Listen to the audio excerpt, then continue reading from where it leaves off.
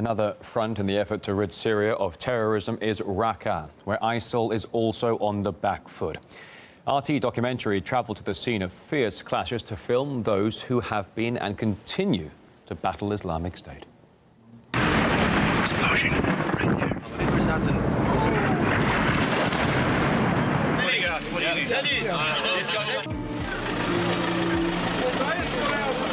أمها لبجرة رقة رقة مركز قتل كرنا جناي.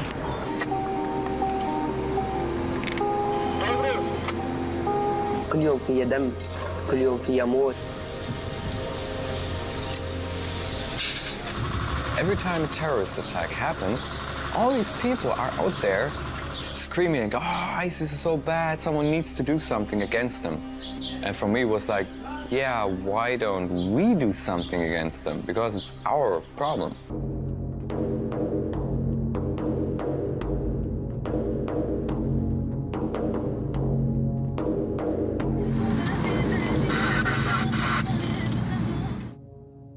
Raqqa is now surrounded by US-backed Syrian democratic forces consisting mainly of Kurdish militias. Clashes are ongoing as the terrorists are still in control of several blocks of the city. And we spoke to the director of the documentary about what her team went through during the filming.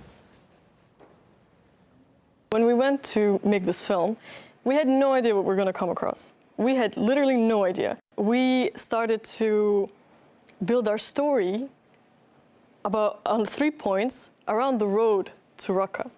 And the first point was the medical point, the second point was the women's point, and the foreign volunteers point.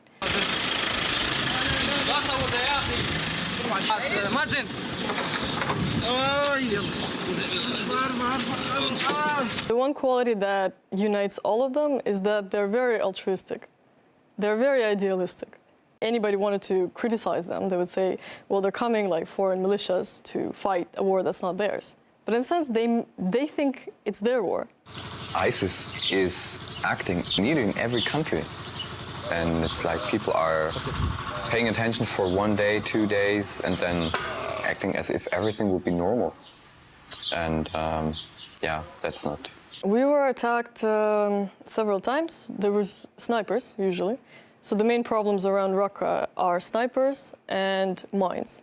And the drones, the little drones that ISIS sends with little grenades. So they drop the grenade and it explodes and that's it. There was actually one that attacked us while we were not even on operation yet. We were about to go on operation.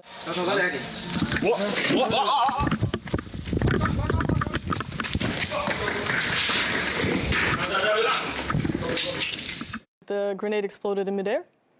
So it dropped it it didn't calculate the height. So if it fell lower, it would be done.